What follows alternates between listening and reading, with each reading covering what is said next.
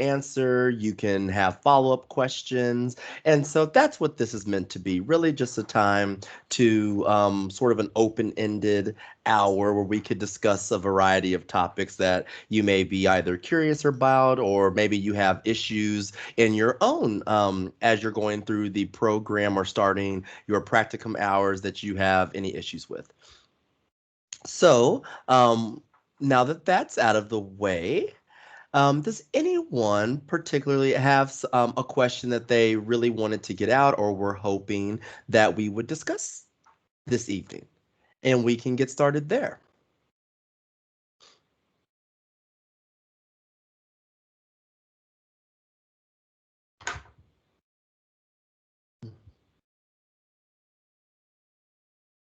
Yeah, maybe I can ask you the first question. Yeah, Lou, go ahead.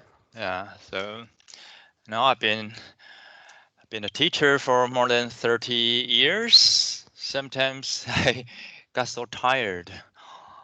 And I wonder how you stay enthusiastic because when you teach, you seem to be very excited about your topic.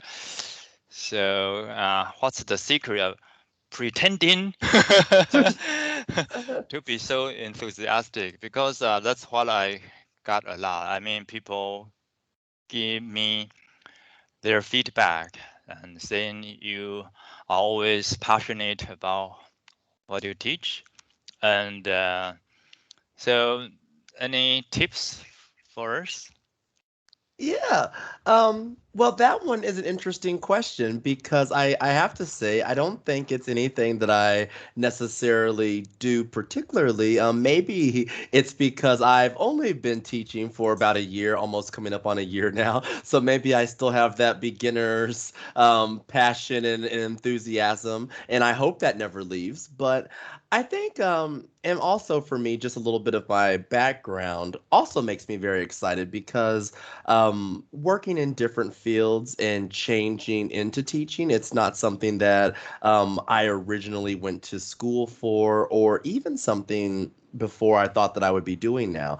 And so when I got a taste of it in some of my previous positions where I was a trainer or where I worked with doing orientations or employee development with when I was on the business side of the world, I kind of thought that I liked to do that. And now that I actually do it as a career, that makes me excited. And I think the other thing that I guess I could give a tip on, or that I try to do, is not every class is going to go the way you plan it, or sometimes you don't have the enthusiasm of the students. And this just happens.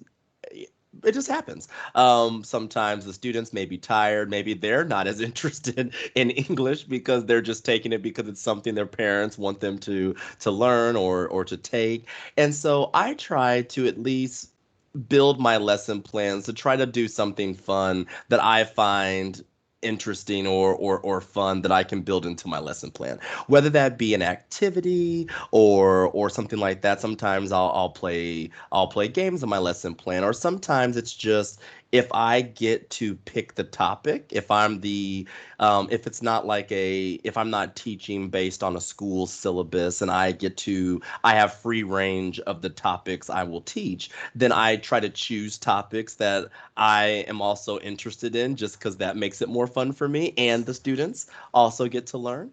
And so those are some tips that I think that I would say if you have some of that control. And besides that, I think that I try to make sure I have enough rest because sometimes that will help. That's not always possible either. We all know adult life sometimes prevents that from happening, but that's what I do, and I think I genuinely do like doing this. So I think that some of it does just come from it's something that I just like to do, and I haven't been doing it for so long, so it's still very fresh and new, and I have a lot of enthusiasm behind it. Yeah. How about anyone else? I feel like people joined, and of course, people are interested in some topics that we may discuss. Anyone, just throw something out there. We'll have a little discussion. Eric, I see you. Yeah, welcome. Yeah, I guess more of a general question. Like, are there any other tips you say you could give for people like just starting out with uh, I guess nothing in particular, just some things that come into mind that you wish you knew that when you started out? Yeah, yeah, good question.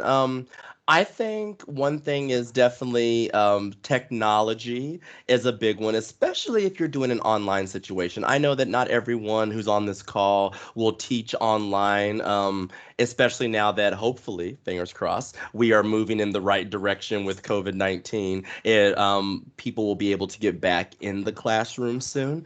But definitely, if you're teaching online, and that's whether you're teaching classroom, major online companies, the technology and your setup is important, and it's something that you shouldn't take for granted. Because having a good, comfortable environment for yourself, but then also having the tools to make your class as engaging as possible and to run as best as possible. So like things even like a headset that people I didn't actually think about until Luke brought it up after my first class that I taught with him. So things like a headset, things like even a little whiteboard so that you can, if you have something that you want to just write really quick and can draw or graph, things like that. These are really important, and I definitely forgot about a lot of it. I just thought I have a laptop. I have internet. Let's do this. And some of that other supporting things does help out. The other thing I would say when it comes to lesson planning, and this is something I touched on a little bit in our last class, is that definitely utilize resources that are there for you to help you learn and to get started. So we do now luckily live in the world where we do have internet and things that we can kind of research and look at different items and different resources that are out there. Take some time to research some of the things, and don't be afraid to use and borrow things that you see that you really like that other teachers have done, and use or adapt those in your classroom. There are a lot of resources out there that are meant to be used by other teachers. And so there are plenty of those for things like worksheets and activities and things of that nature. Because if it works in other people's classroom, there's a good chance that it may also work in your classroom. And I think along with that, as you become a teacher and you start to build your own lesson plans and activities, really form that community where you also share that stuff with others and make it available to others. Because as a teacher, we teach, which is the important part for the hour or 45 minutes or however long your class is. You are teaching, you're with the students, and that's the important part of us doing that with the students. But to make that the most effective, there is a lot of planning that comes into that. So anything that we can do to kind of help ourselves out with the administrative thing, not feeling like you're a failure if you use a worksheet that maybe someone else has already that has produced before that you're going to get permission to use. Because when I first started, I really thought that I need to do all of this myself. I need to create every presentation. I need to create every worksheet. I need to come up with activities that are brand new and have never been thought of before for every class. And you will get overwhelmed very quickly trying to do that, especially as a new teacher. And a lot of those things come with time. We think about teachers who have a lot of cool activities and a lot of things that they use. Well, they've thought of those things probably over a career and have played with things. So don't be afraid to use some things that are out there, and just make sure to adapt them to your particular situation. One thing I'll just put a side note on using outside materials that you haven't created.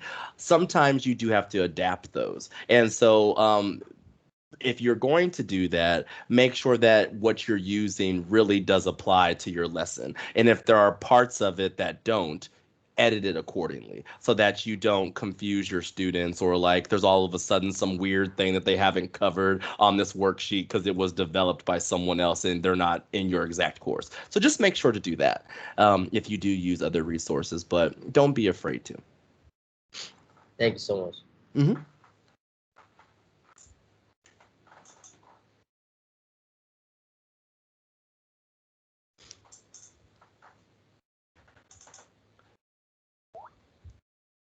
Oh, a related topic. Where do you go for worship activities? How do you engage students? Oh, it popped up. Let me just finish reading the rest of that. So, Hannah, a related topic. So, where do I go for worksheets and activities?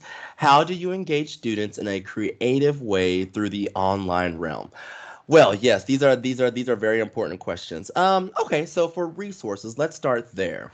Worksheets and resources of that nature. There's a few websites that have become my go-tos, but then also just generally searching for things are good as well. But a couple of them that I have used and I meant to do kind of like a link tree of different resources that I use. But Lingua House is a good one. I'll type that in the chat. All Things Grammar is another good one for worksheets. ISL Collective is another one, especially for younger ages and ones like because they tend to be a little bit more cartoony and just a little more fun for younger ages. Your older students, or especially if you're teaching adults, probably wouldn't be as into those on ISL Collective. Um, Also, as far as activities go, oh, there's another one. I can send this in a little bit, but if you do a Google search for like clothes activities creator or English worksheet creator, there are several websites that will allow you to build your own worksheet using your own vocab that you need. So it'll allow you to type in a sentence and choose which words you want to be missing from the sentence and automatically create a word bank for you. It will allow you to make word finds and things of that nature so that you can use that for vocabulary that's relevant to your class. Because when you're looking for resources, sometimes, especially when it comes to vocab resources, sometimes you don't find the worksheet that's covering exactly the vocab that you want the children to learn.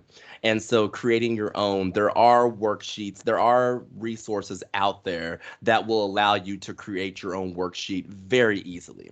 And I've used several different ones.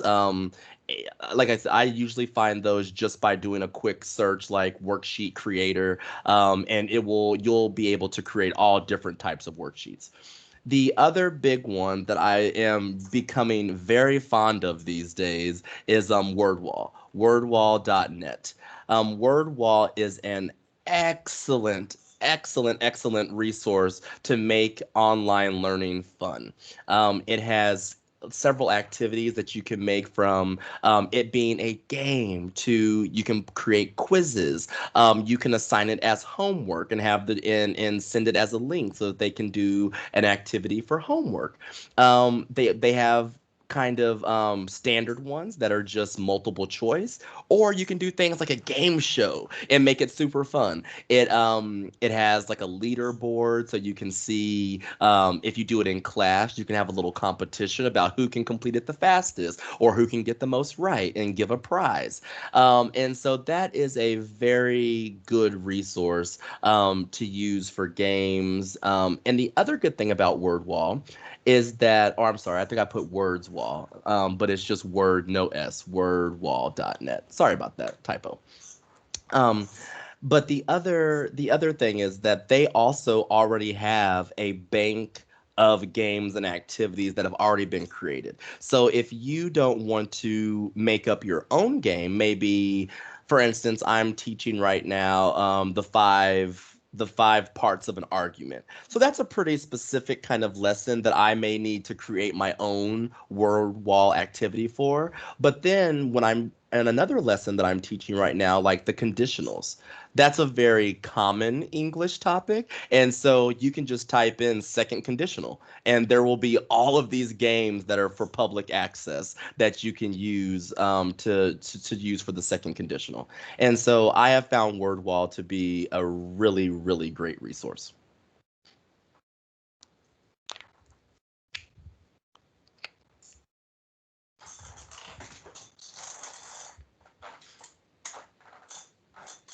All right. Anyone else have a question that they want to get out right now?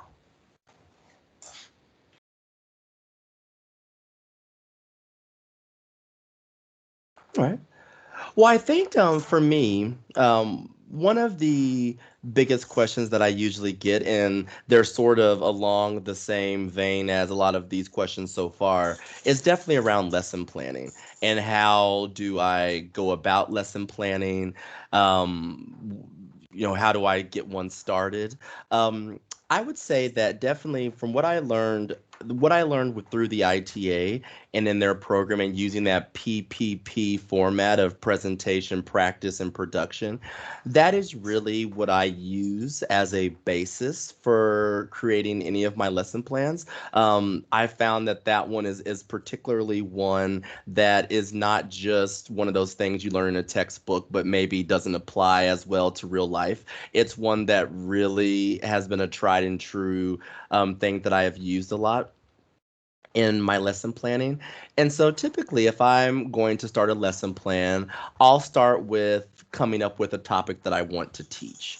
And that's if I have the liberty to do that. Sometimes, if I'm working with a specific school, like we do during the school year with My Culture Connect, they may already have a syllabus of items that they're covering. And if that's the case, then I don't have to come up with an idea.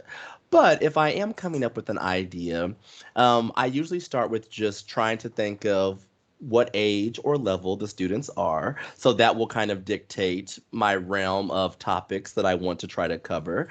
Then I also think about the length of the session. So, for instance, currently we're in a summer session with My Culture Connect, and so I was doing 8 weeks of classes for my current students. So one class a week, it'll be 8 total classes. So when I began thinking of what will I teach this summer, you can kind of go two routes. You can say, well, do I want to teach several small units that I can maybe teach a unit, have a little bit of time, or move on to something different for a couple of weeks? Or do I want to teach a larger unit that will cover the span of the entire summer?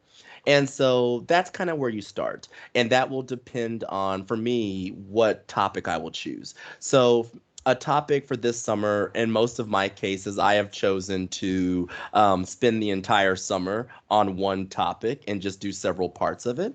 And so I chose things that have several parts that naturally sort of build a scaffold of what I want to teach for the summer. And so, an example of that would be the 5 parts of an argument. So I knew that, well, there's 5 parts. So that naturally kind of gets me through 6 weeks because I will introduce the topic and then we can focus on one of the 5 parts for each week. And then I know at the end that gives me time to bring it all together and maybe do a project or some type of presentation where the kids can really show that they've picked up that material and retained that material and gives them a chance to really put together a full project. So that's an example of something where I started with an idea and then I built it out over the summer. Um, each lesson plan now, individual, I kind of usually just start with what I'm teaching, and then I start building out. First, I look for, this is my process. I first start looking for materials that I want to use. And so this might be things like videos. This might be things like any type of worksheets, or if I know I have certain vocab I want to cover, or if certain vocab, for instance, if I'm creating a lesson plan for the school year where I already know what topic the school is doing, then I'll start with my materials to support my lesson.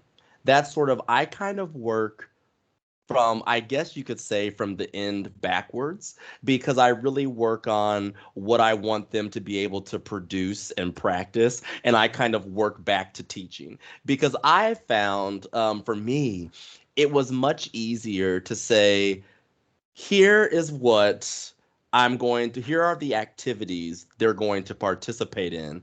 Now work backwards and teach them everything that will apply to this type of activity or to this type of resource that I have found. So that has been easy for me. I believe in the beginning, I was going kind of because I think a lot of us just think sequentially, like I start with the presentation and then I go to practice and then I go to production. But when I did that in the very beginning, then I felt like I was always like, oh no, I've built this entire presentation about these things, and I'm going to have to just really spend a lot of time creating the perfect worksheet or creating the perfect, whatever I need to fit that. Whereas if I work backwards, then I find that I can focus in on exactly what the students will need to know, learn, cover, and then build from there. So I work from the back up, and then I make my presentations accordingly to make sure that I teach all the topics that I want to cover in that lesson. So that's what works for me and makes it a little bit easier for lesson planning in that regard. Um, and then another question just about, oh, I'll stop there. First, I'll stop and see if anyone has an extra question or a follow up to what I've said for that, for lesson planning so far. I got one question a lot. So Hmm. let me know your opinions. And Hannah is on this call. She just asked me this question a few minutes ago. Not a Hmm. few, 20 minutes ago. So because I'm looking for a student for her to tutor, and so people say, "Oh, what's the student's level?" And this is what I Yeah. got asked a lot, and it's so hard to answer because each country, like, and also different languages, because English is not our native language. So how do you define advanced, intermediate, or beginner? Also, in Taiwan, we don't have opportunities to practice our spoken English. So on average, students' reading comprehension level is very, very high, and they are very good at taking tests. And if you talk to them, you may think, "Wow, this is a beginner." No, they may have thousands of vocabulary words. They just don't have the chance to use them in a sentence. So it doesn't make any sense to teach them basic, like everyday life words. So also have to evaluate their speaking, reading, listening, and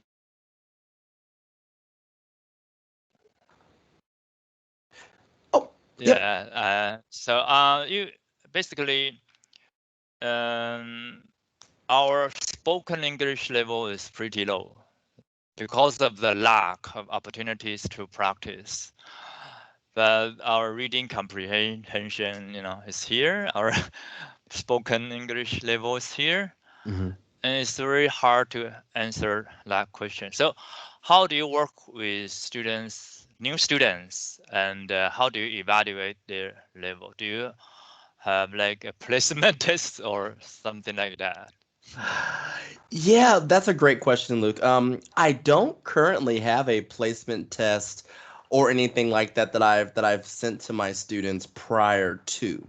But I will say this, for your first thought, that happens all the time. And when you were first bringing up the level of the students, that was what I was going. One of the thing I was going to mention is that it's one we can kind of average the level and say this person is intermediate, but many times they're not intermediate across the board. They may be intermediate at one thing and maybe beginner at something else. And so just because our students can either read very well, or so that when you do a reading comprehension, no problem, they get that. Or maybe it's writing. If you have them write a sentence, okay, we can put that together and no problem. So, my tip is get a general feel from asking your mentor or your boss or who you're working with, who's assigning you this student, or if you're working directly with students, ask your student where they feel their level is or what they would say their level is. But take that with a grain of salt. It's a starting point, but know that likely you're going to have to sort of do some adjustments as to where they actually are. The other tip that I give and that I always try to do when I have a new student, especially in tutoring, is in that first day, make sure that you build a lesson plan that has the student using all the different facets of language. So, do a short activity where they have to write something. Do a short listening comprehension activity. Do something where they have to speak to you. Make sure that you vary your activities to cover the different aspects of language so that you can get an idea of where their strengths and weaknesses are.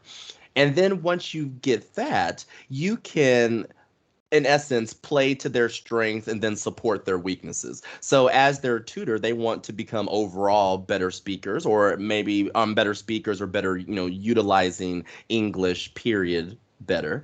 Unless they tell you something specific like, I want to get better in spoken English. Well, then that will be your focus. But if it's just a general, I want to learn more English, become more proficient in English, then being able to give them activities on that first day, or maybe even if you do some listening and speaking in class, but then you give them a written homework assignment the first day, just do something so that you can get your own assessment of where they are, for your lesson, no matter what they've told you they are. And then I feel like you have a better foundation of where you can start.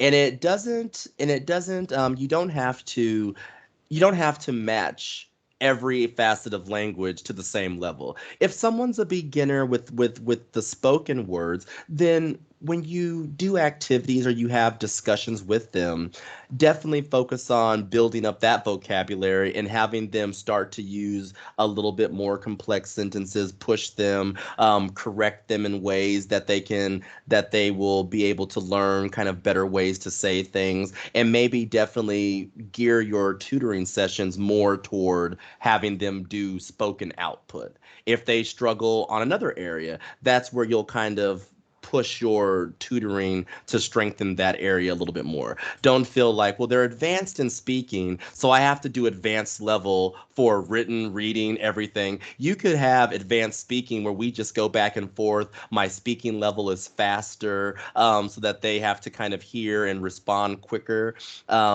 But then when it comes to maybe listening or reading comprehension, maybe then I go to an intermediate level and I help them build up to catch up to their spoken. That would be my tips for that, and what I've done. And Eric, do you ever use assessment worksheets? So this would be kind of like, I'm thinking like a placement test almost, but a worksheet that sort of does that. And maybe it's a worksheet that has varied exercises or varied levels within an exercise, so that if the student scores so much or so little, it'll kind of give you an idea of where they are. I haven't personally used those, but I think that's a great idea and a great tool. If you have, Eric, if you've come across any assessment worksheets so far that you've either used or that you've seen out there, please feel free to share some of those in our chat, because these are the kind of ideas that maybe I haven't personally used, but I could definitely see that being a very great tool for someone to use. Yeah. Mhm. Yeah, I have seen teachers give students tests. Or I also saw some teachers ask students, like on a scale of 1 to 5, how good do you think you are when it comes to reading comprehension, speaking, or your spoken English, or your writing ability, something like that. Mhm. Yeah. And I think that's a good way too. And I think the one thing I think about for that too is just to make sure that um we don't get into the, because the one thing, and I mean, I guess it depends on how you relate to the student. But if they say, oh, I rate my spoken or my written language as a 5, Now, the point is not necessarily for you to be like, oh, okay, you think you're a 5A. Let me just give you this really difficult worksheet to really just show you that you're not a 5. The point is not to prove them wrong.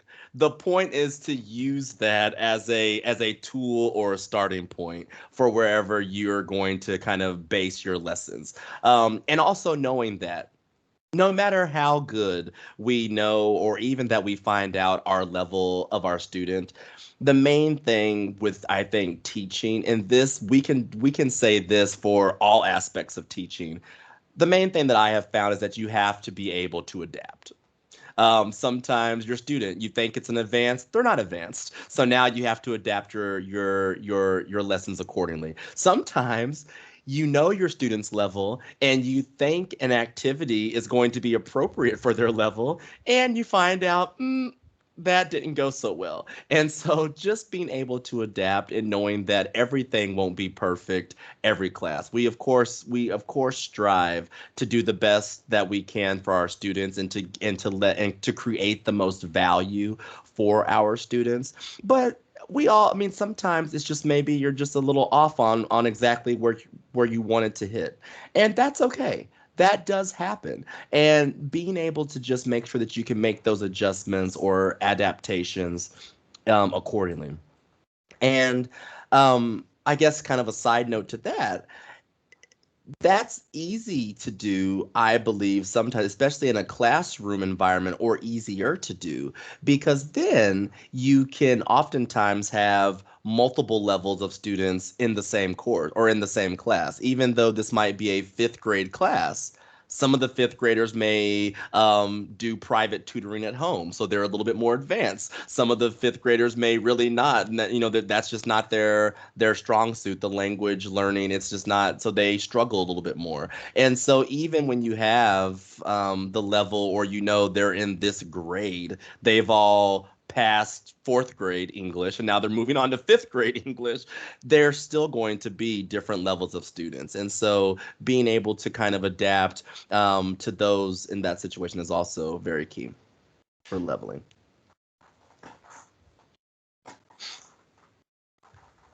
Okay, please ask more questions. You can type in the chat box. But can I respond to what you said? Yeah, oh, of course, of course.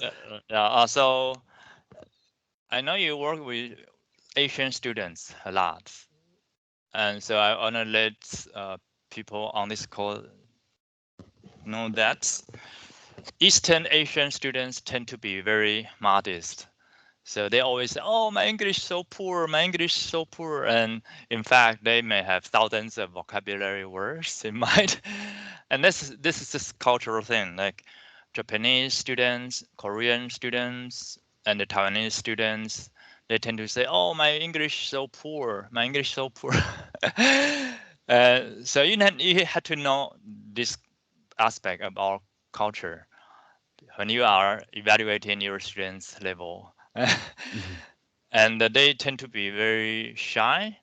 In fact, when I was a junior high student, when my teachers asked me a question in class, even if I knew the answer, I'd rather stay silent.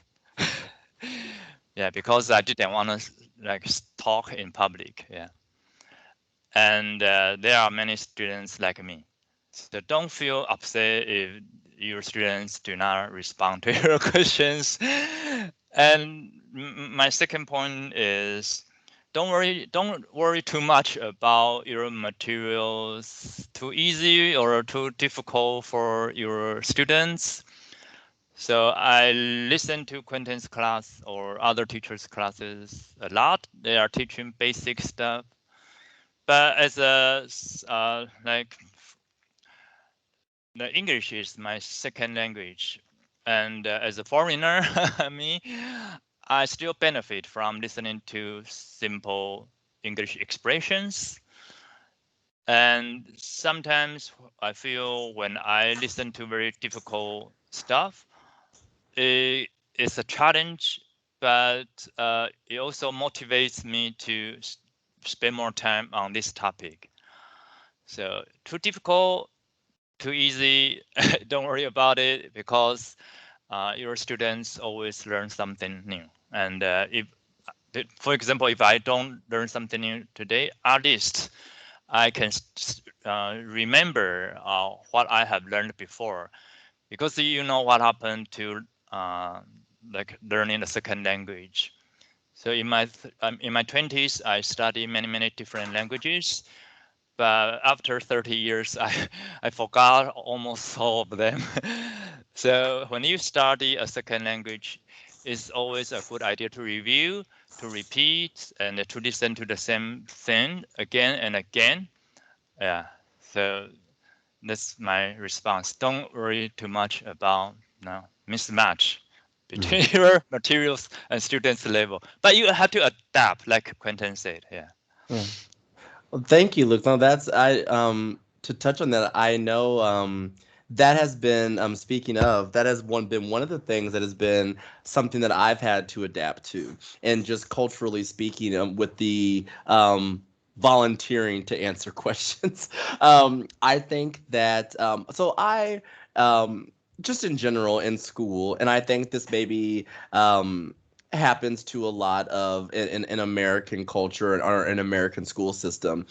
You're kind of asked to answer a question, and then the teacher waits for volunteers, and normally kids will start to volunteer or whatever, and sometimes that doesn't happen. But I feel like most times you'll get some students who will want to volunteer an answer, or the students know that if we're just sitting here for too long, the expectation is that one of us raises our hand and they'll just go ahead and do it. So the teacher can just wait it out. That is not the case that I have found with teaching the classes that I have with Luke. When I first got started, I would try to just wait it out, like, someone will eventually answer my question, and nobody will eventually answer my question. And so it was something that I had to get comfortable with, calling on students and just be like, what do you think? What do you think? What do you think? And just making sure that I call on the students, because at first I was thinking, oh, that's just like, I don't want to do that. I would rather someone volunteer because then I know that they're willing to participate. I don't want to put someone on the spot and be like, you do it right now. And they're like, oh no, I didn't want, I was still thinking. And so that was something that I was uncomfortable with. But culturally, it's a normal. That's kind of something that you do in that environment, and I think it was something that I had to learn. And so even now, if you still what if you're still observing my classes, there are still times when I will be like, okay, I'll ask a question and I'll kind of wait, and there are times when Luke will still be like, Cindy, why don't you answer that? Like he'll go ahead and say it sometimes. I'm like, oh, I should have just asked someone. I tried. I tried. So that's just something even I had to adjust to. And then one more thing too, another adjustment that I have had to make is exactly what Luke said about too easy or repeating material in your lessons. So when I was first getting started, and this is really up until I would say this summer, where I really got comfortable with, if I need to reteach or need to continue the same topic a second class, that's okay. Because at first I was always like, I need to have new material. I need to have new content. I need to have a new topic. Every week I need to have something fresh, something new. But sometimes just doing something once doesn't really let it absorb and doesn't really let it sit in. And so you can actually be doing a disservice to your students by continually moving on to different topics every week, because you think, well, I'm a bad teacher if I don't bring, each I need to have a new lesson each time. You can actually be doing more harm than good, or not harm, but you could be not as effective as you want to be by moving too quickly. So don't be afraid to continue a lesson, or like if you feel like, they did the activity but they really weren't that proficient with it, or they were still having to really think about it a lot, don't be afraid to just continue that the next time and maybe switch the activities or add some activities or do more advanced activities. Maybe this time you just did a simple fill in the blank where it had a word bank. Maybe this time you have part of the sentence missing and they have to actually write the sentence to come up with it on their own. So you can always do different activities or more advanced activities if you continue the same topic, but don't be afraid to do that because I know that was something that took me a minute to feel comfortable with and not feel like I needed to do something new every single class. Okay, so we have a question here. Do you ever get a grammatical question from a student that throws you off or that you don't know the answer to? Yes, I absolutely do. And this is it definitely makes you uncomfortable as a teacher. I think that, obviously we're here because we are supposed to know these things and you don't want to feel like you're not knowledgeable or that you don't know what you're talking about. And you don't want to lose credibility with your students like, well, look at some English teacher, they don't know the answer.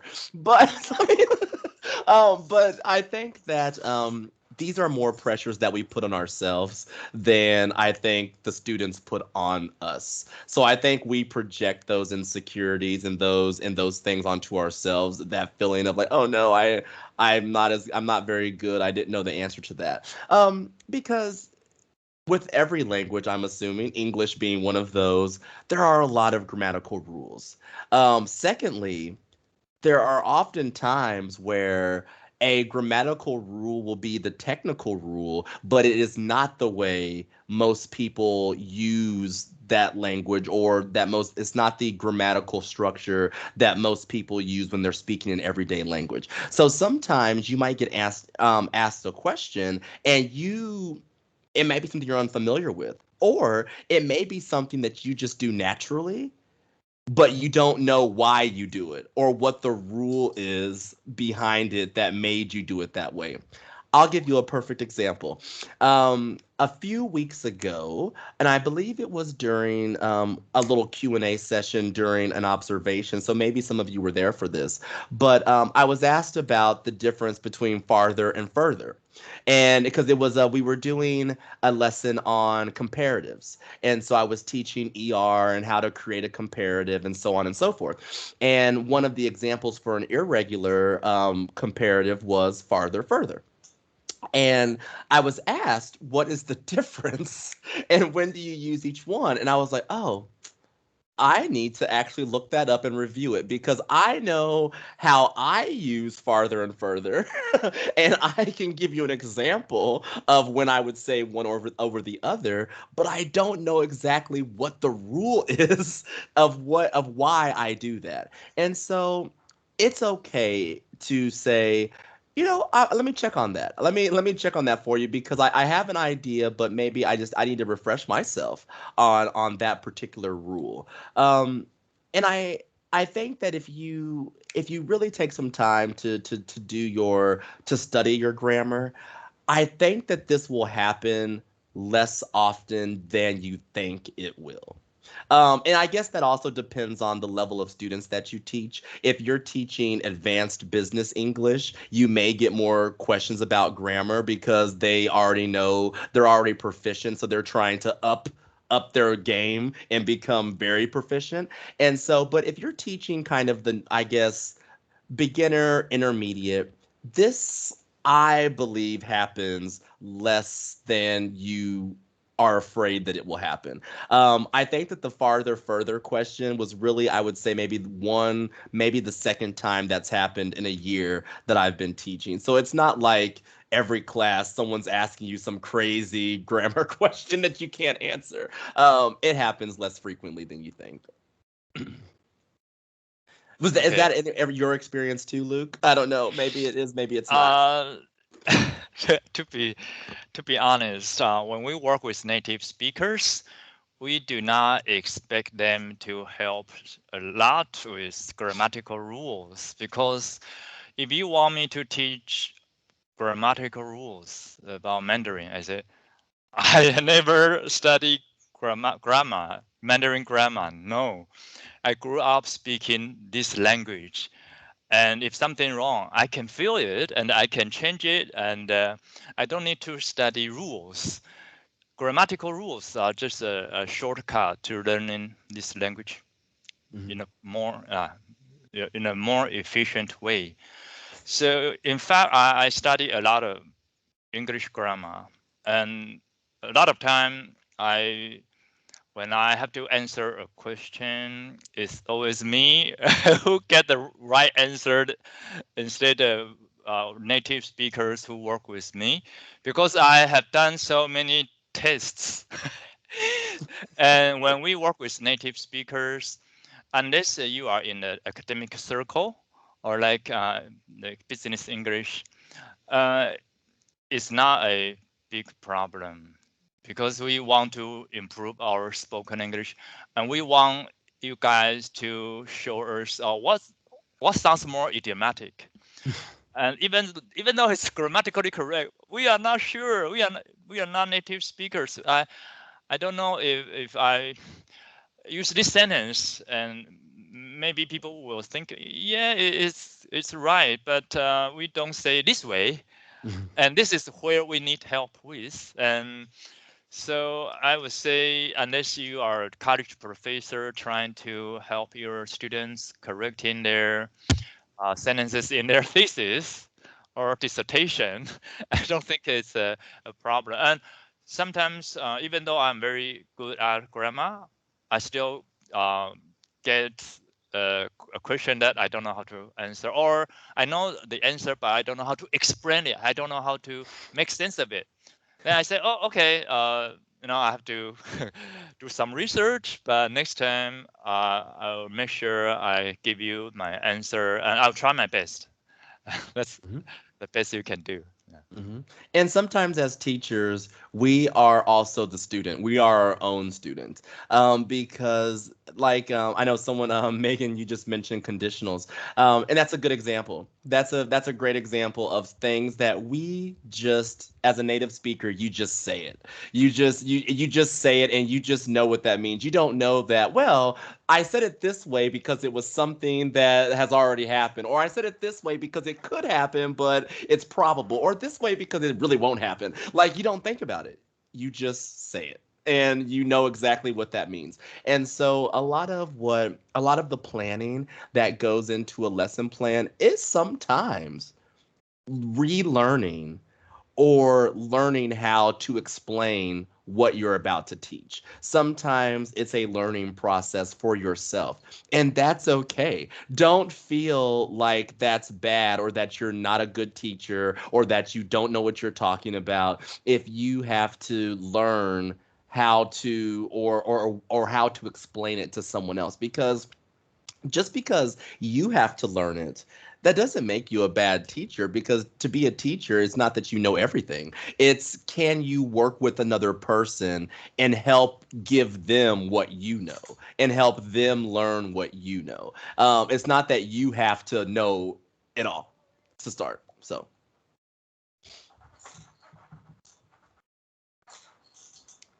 yeah. Look, it seemed like you had a another point that you were about to make before I asked you a follow-up question about grammar, but maybe you didn't. It looked like you were about to look at your notes, and just in case you did, but if not, that's fine too. Okay.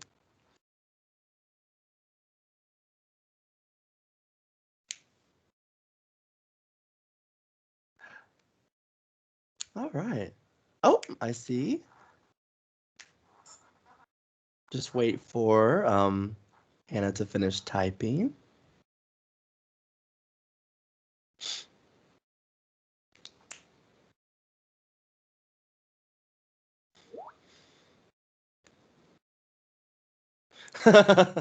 Yes, that also happens. Yeah, and I think they get bored with material for many different reasons. It could be very situational, that maybe they just retired that day and so they checked out. Maybe they're thinking about other things. Maybe they have a test next period, or maybe they just aren't interested in that particular topic. You've lost them. Um, the thing that I try to do is mostly just try to keep people at least paying attention or engaged with the lesson. And so some things that I will do if I see a student kind of checking out, then I might just pick that student as the next student I call on as a question just to bring them back to attention, because sometimes that happens. Sometimes they've been waiting too long in between being actively involved in the class. Um, so in general, so that's probably like the go-to thing to do is ask them a question or get them involved somehow in the discussion. But just in general, how I try to set up my lessons, and I sometimes I'm not as successful with this, but try not to talk to when you're even if you're lecturing, try not to make the things that you're lecturing on too long without giving the students some type of something to get them active. So even though I know that we have to do a presentation, we have to present the material.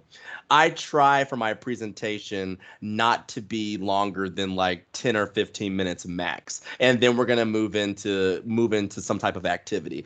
Or if my presentation is a longer one, for instance, conditionals last night, if you were watching that, it was a longer presentation, probably closer to 20 or 25 minutes, but only the first few slides were me lecturing to them or me presenting it. Then all the rest of the slides involved them reading something, involved them thinking of an answer, involved me asking questions about the material.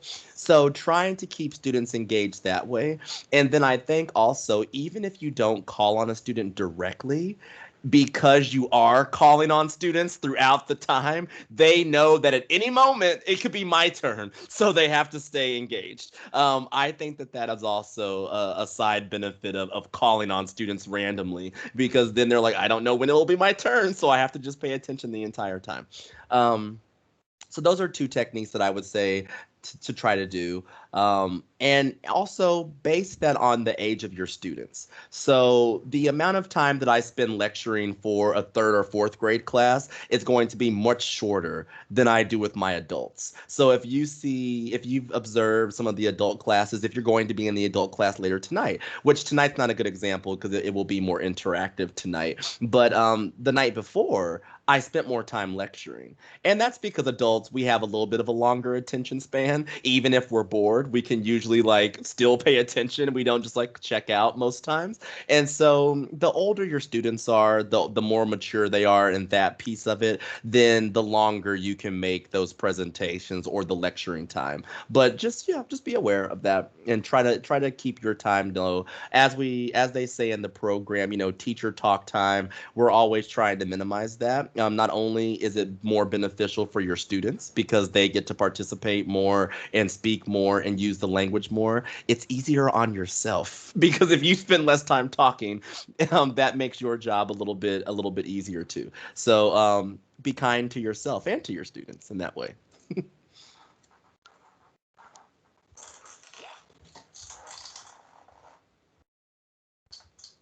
Mm.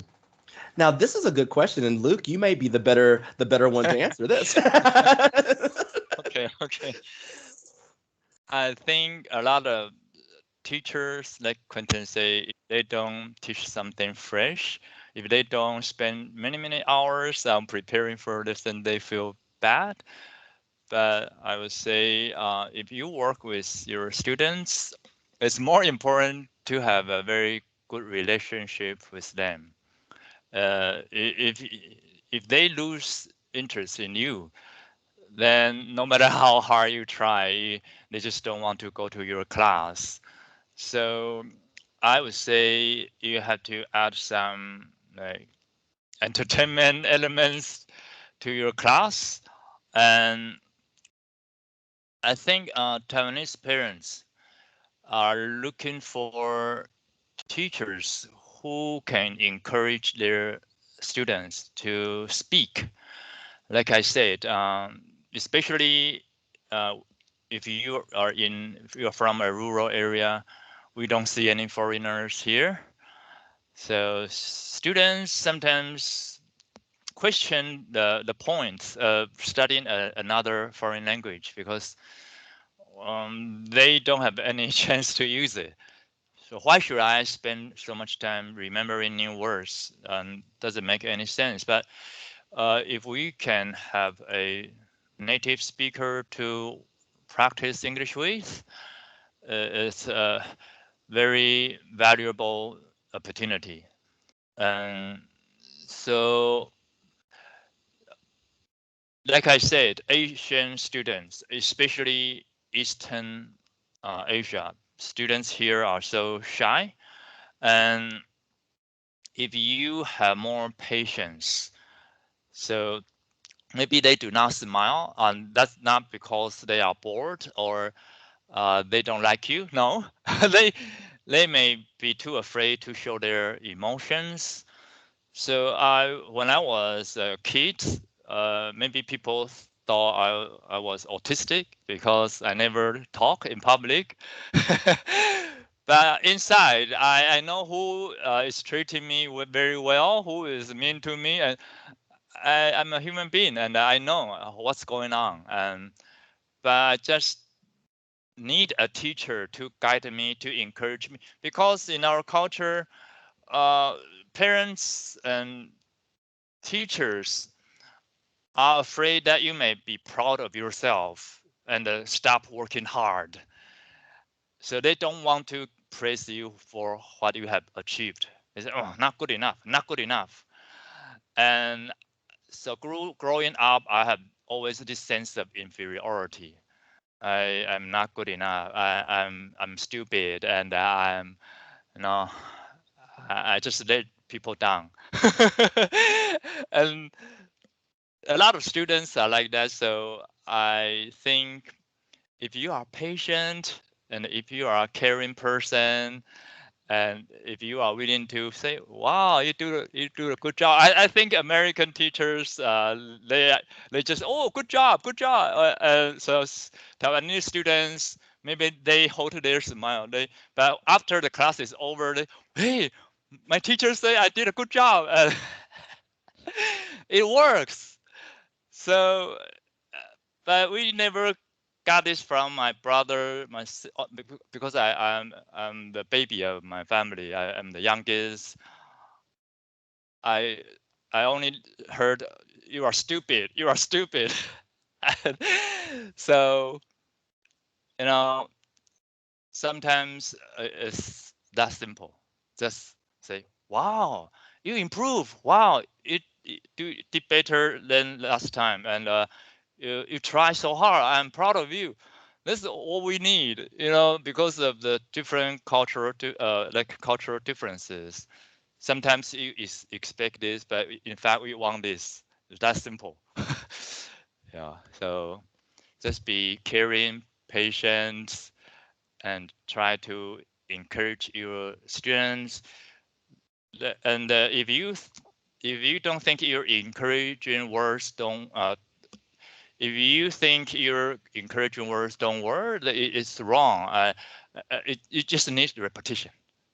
Maybe after 10 times, the students will really, and then they start to feel the difference, and they will want to work with you. Yeah.